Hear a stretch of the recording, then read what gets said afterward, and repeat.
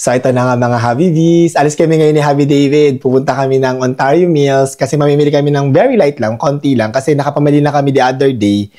May mga kulang lang kami na kailangan bilhin. Pero bago kami umalis kasi magluluto ulit ako mamayang gabi.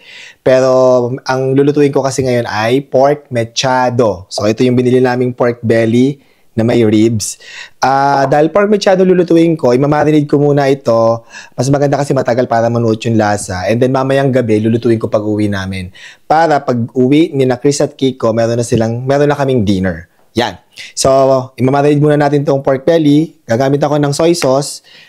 In-invade ko ulit ang kitchen ni Chris at Kiko. So, kung anong makita ko, kinuha ko na. Maglalagay ako ng 5 tablespoon ng toyo.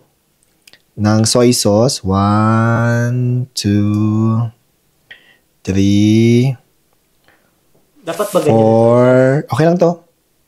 5.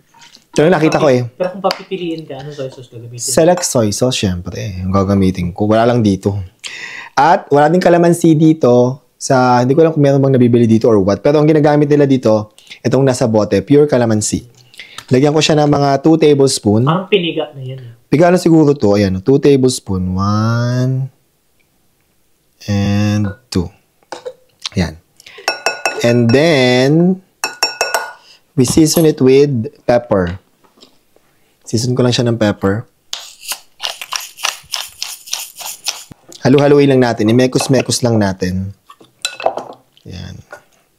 Parang mas maganda pag kinakamay mo yan, baby. Oo nga, kamayin ko na lang. No? Paghalo. Clean naman ang hands mo. Naglinis mo na ako. Naglinis mo. Kinamay ko na lang kasi mas madali. Ang hirap kasi mas malasa din, baby, pag kinakamay. Kasama yung mga pawis. Charot lang. Kasi mas maganda ang pagka-mix pagkamay. Totoo naman. Mas nanunood. Ayan, ready na yung ating pork belly na minarinade. So, tatapan ko na siya. At tapos, ilalagay natin sa rep para mababad. And pag uwi natin mamaya, lutuin na natin. Okay? Ayan, lagay natin sa rep.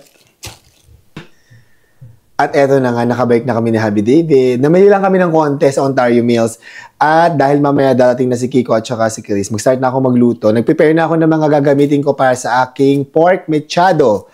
So, mayroon ako ditong... Ilang oras na nakamarinate? Mga 5 hours? Siguro mga 5, more than pa. Siguro mga 5 to 6 hours. Nagyan din ako ng bawang, sibuyas, yung shallots ang gagamitin ko. Tapos may kamatis ako. Maraming kamatis kasi fresh tomatoes ang gagamitin ko. And then ito na yung ating minarinade na pork belly. At lalagyan ko din siya ng potato at saka ng carrots. So ipipito ko muna itong dalawa para mamaya ilagay ko na lang doon sa pork mechado natin. So start ko na iprito. Nagpahit na ako ng kawali dito. Ay! Sabahin ko ng lahat. Ipa-fry lang natin to. Yan, okay na ito. Pinito natin na potato and carrots. Tapos, dito natin tayo maggigisa ng bawang at sibuyas. At dito natin tayo magluluto. Mag-start na tayo maggisa ng bawang. Ako talaga bawang lagi una ko. Sabi David, sibuyas. Sibuyas kasi mabilis patulog ang bawang. Okay. Basta ako, nasanay na ako na sibuyas na bawang eh. Pero kanya-kanyang diskarte yan. Depende kung sino nagluluto. Yep. Dahil ako nagluluto, ako masusunod. Bawal kita pakialaman kasi magagalit. Hindi ako Kasi naman ako pag nagluluto ako. Kung minsan sasabihin ko kay David, ikaw na lang magluto kung gusto mo. Ako din, ganyan din sasabihin ko. Yun yung sasabihin sa akin. Next naman natin sibuyas. Itong shallots. Shallots? Shallots. Pinsan ng bayots. Shallots. Pinsan ng balots. Charot. Balots. Ang bango naman yan. And then, lalagyan natin tong minarinade natin na pork belly na may ribs. Okay. Kapag may buto-buto talaga sa baba. Yes. Ay.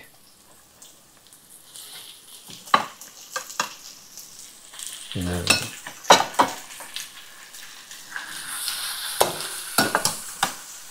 Wow, bango. I-mekos-mekos lang natin ng very, very light. Tapos mamaya tatakpan natin at palambutin lang natin at lulutuin natin yung ating baboy. Takpan muna natin at mga for a few minutes. Ayan. Medyo nagmantika na yung baboy natin. So yung next natin gagawin, lagyan natin ng hot water. Para palambutin pa natin Tingin yung... muna. Yan. Ganyan dapat itsura. Nagba-brown-brown na siya. Lalagyan natin ng hot water. Para palambutin pa yung baboy. Okay. Kasi papalambutin pa natin. Para masarap yung malambot na malambot. Masarap. Okay. Ba't ngayon ka lang nag-apron? Late na kasi natalsikan yung jacket ko.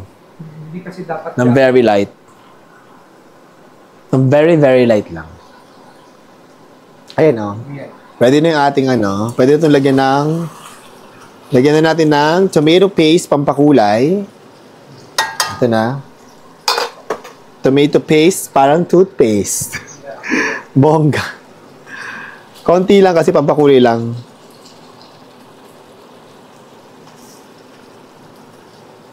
Umapot na pala yung tubig mo sa loob. Oo. Medyo malambot na yung very light yan. Ilalambot pa yan kasi yung ating... Wow, masarap. Yung ating ano... Fresh tomatoes yung gagamitin ko. Hindi ako gagamitin tomato sauce. Yan. Ang lalaki na mga kamatis dito sa US. Super. Walang babae? Ha? Ang lalaki. Hindi sinabing ang... corny. Baby! Yan. Hindi ko alam kung ilang piraso yung ginawa ko. Parang mga... Dami yun? Madami. Mga 20 siguro. Hindi naman 20. Malalaki yan eh. Kaya mga 12. Gano'n, na malalaki. Hindi, mas marami. Basta madami. Takpan lang natin at hayaan nating maduro. Yan. Okay. Eto, medyo Wow, durog durog na. Hindi pa naman durog yung durog. Dudurugin pa natin yan. Para kang Meron pa naglagay doon. ng tomato sauce. Oo. Naging Diba? sabaw na siya. Yun ang gusto ko talaga. Ayoko ng tomato sauce kapag pork machado. I-reduce pa natin yan. Papalaputin pa natin yung sabaw. Pero bago ko gawin yan, titimplahan na muna natin. Tingnan muna natin kung anong lasa. Ako, tikim din ako. Ako, Hindi pa. Kasi ano to eh. hindi pa masarap. Wala pa tayong ginagawa dito.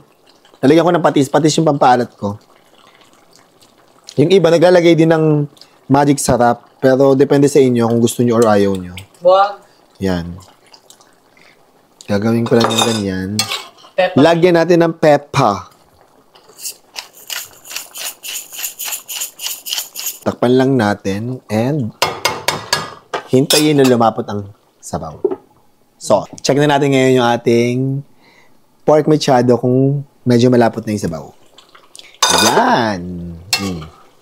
Medyo nag-reduce na yung sabaw niya. Ayan, actually, malapot na yung sabaw. Malambot na rin yung At karne, no? malambot na yung karne. Sobrang lambot na. Lalagay ko na ngayon ang aking carrots at saka patatas. Kanina nagalala And ka, then, puno na yung Mekos-mekos. Oo. Pero sakto lang. Pero mas maganda kung mas malaki yung lulutuan para hindi ka nahihirapan pag halo-halo. Pag mekos-mekos, hindi siya nagtatalsikan dito sa mga oven. Pero okay na rin yan. Yan. Takpan ko lang ulit for another siguro mga 35 minutes. Luto na ang ating pork machado. Sana masarapan kayo. Parang ang dali-dali lang ng pagluto kasi hindi ka stress. Mukha kang very fresh pa din. Echosera. Ito namin. Tingnan mo yun. Yan. Luto na ang ating Malambot yan, baby. malambot yan. Sana. Yan. Kakain na tayo. Maghahain na. Let's go. Ayan, kain na tayo. Tikman nyo na ang niluto ko. Tingnan Tama-tama? natin. Ang saktong pagdating mo, Chris? Yes, Kasi pagod na saktong- pagod pa naman sa work. Naluto ang pork machado. O, tikman na yan. Pero tingnan natin kung masarap ito. Kasi Ayan naman. nakadalawang beses nang masarap. So, dapat ito hindi na masarap. At sige po, ano yan, honest yan. Sasabihin niyo kung hindi masarap. Oo. Or may kulang, gano'n. Ito naman ay aking pork machado. Ang ginamit ko dyan ay Naglaway ako. fresh tomatoes. Naglaway It looks good, di ba? It looks good. Para siyang yung talagang tomato lang na nilagay mo na yung canned tomatoes. Tapos Oh, yeah. Parang canteen. Kasi kanasanay, pag ganyan, yung mga may tomato-based, gagamit ka ng tomato paste at tomato sauce. sabi tomato paste. Tomato paste. Pero Tomato paste. pampulay. Pero, walang tomato sauce to. Walang tomato sauce. Kasi usually tomato sauce. Yes, Diba? wala. So ito, Fresh tomatoes yan, ang aking pork machado. Tingnan natin. Tikman mo muna, please. Sana magustuhan niya, pero... Lagyan mo ng konting carrots. Gusto ko ng taba at buto. I know, mas masarap yung taba. Kaya nga. Diba? Kaya ka nga Kaya nga nagtatagal kayo, di ba? Puro mataba. Ay, hi! Kaya nga lumalakas yung pagmamahalan niyo. Iba yung reaction ko. Sarap. Sarap talaga. Totoo? Gusto ko ibahin. Para maiba. Masarap. Ito sige ko. Yes. Okay ko, first time mo makatikim yan. Oo. Kasi hindi kami nagluluto nito eh. Sarap.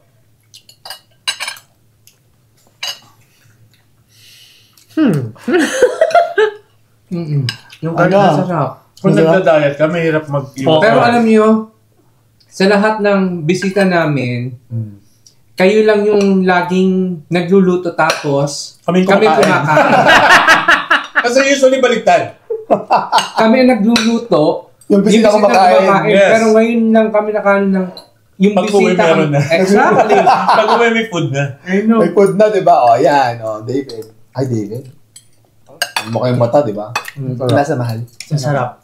In fairness, walang bias. Sarap talaga. Yeah. Thank you for cooking for all of us. No, Of thank course. you. Ang lambot ng meat. Tapos, yung sauce ang sarap. Yes. Guys, pwede ma-request. Follow nyo naman, Chris and Kiko. Ano yung Oh, sige yeah. dito? Yan. I-follow nyo na kami. Follow yung page niya, tag namin Yes. dito. Gagawa kami ng videos para at least makilala nyo Oh, kami. pero hindi Yes. scandal ha. Sobrang hilig nila magluto din. Nako, Dito, yes. decorate sa house. Yeah. Ano Yeah. bang bahay na to? Mag-house tour daw sila dito. Abangan nyo. Kung marami kayong natutunan sa mga luto ni Habiray, mas marami sa kanila. Ang dami nilang alam na luto. O, itong si Kiko. Siya- Marami mga highest, siya- highest siya. level. Yes. Pero may mga nag-request na house tour daw ng bahay nyo. Yes, Yes. gagawin namin yan. Gawin namin yan. Yes. Kasi na-inspire kami sa mga kay Happy David and Happy Rai. Correct. Yes. Kasi marami sila na-inspire, so we wanna do the same. Exactly. Yeah. Let's spread love and inspiration and positivity. Yes. And let's eat now. Okay. Panalo. Mm-mm.